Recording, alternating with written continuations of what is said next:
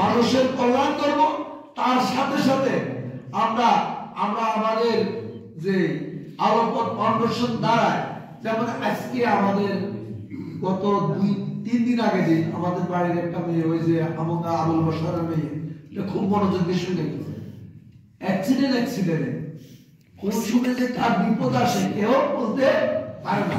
হঠাৎ করে উনি গাড়ি দিয়ে আসতেছেন, ওনাদের সামনে বটবডি পড়লো, হুন্ডা পড়লো, ইয়া পড়লো, সে হুন্ডার তলে পড়েই তারপর যায় কি এমন উন্নয়ন হয়েছে, এখন ঢাকা হাসপাতালে আজকে অপারেশন হয়েছে।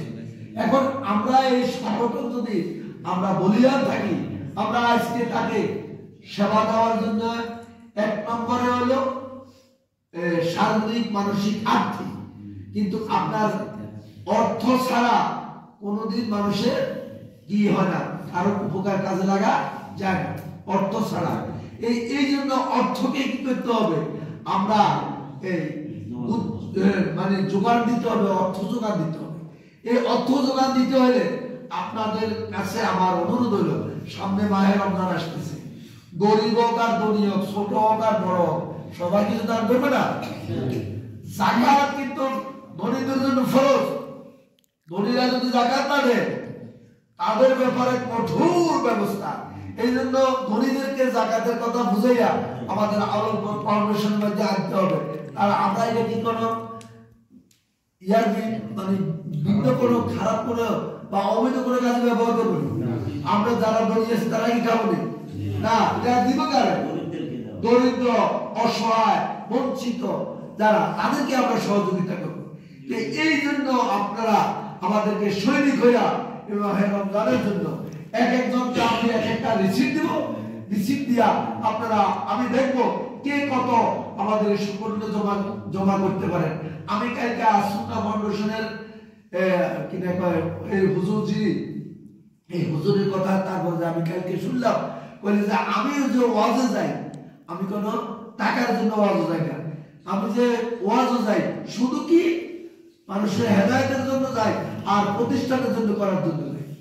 আমিও ঠিক আল্লাহর ফজলে করে আপনাদের দোয়ায় সারা বাংলাদেশের আনাচুন আছে আমাকেও স্মরণ করতেছে।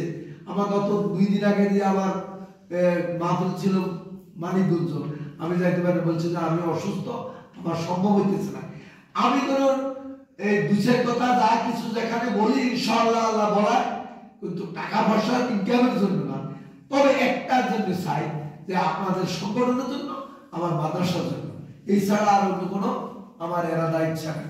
যাই হোক, আপনারা এই মাহে রমজান আসতেছে, আপনারা প্রত্যেকে আমার বলবেন যেটা আমার সংগঠন দিন কিভাবে উন্নত হবে, কিভাবে আমার সংগঠন মানে ক্যাশ বাড়বে, তার জন্য আমি কি করব, আপনার চেষ্টা করব। যারা বিদেশে যাইতেছেন আমি তাদেরকে অনুরোধ করব, বাংলাদেশে যদি 1 টাকা দেন তাহলে কয় টাকা হইব? 1 টাকা। বিদেশে যদি 1 টাকা হয়, কুয়েতে যদি 1 টাকা, বাংলাদেশে 400 টাকা। বাহারাইন রইলে যায় 350, ওমানের রইলে 340 বা এরকম। এইভাবে এক এক দেশে যারা আছে, আমাদের এক একজনের এক এক খায়টা বন্ধু আছে। আমার এই বন্ধুদেরকে কি করবো, আমরা উৎসাহিত করিয়া আমরা এই আলোর পথ ফাউন্ডেশন, এই টাকা কারো দেবের ক্ষমতা আছে কি? আত্মসত্ত্বের ক্ষমতা আছে? কারো হাতে লাল ভাইয়ের শুরু আছে নাই? এটা অ্যাকাউন্টে এমন একটা অ্যাকাউন্ট আছে 5 জনের নামে। এই অ্যাকাউন্ট 5 জনে যদি সম্মতি না দেয়, জীবনে কেউ টাকা উঠাইতে পারবে না ইনশাআল্লাহ।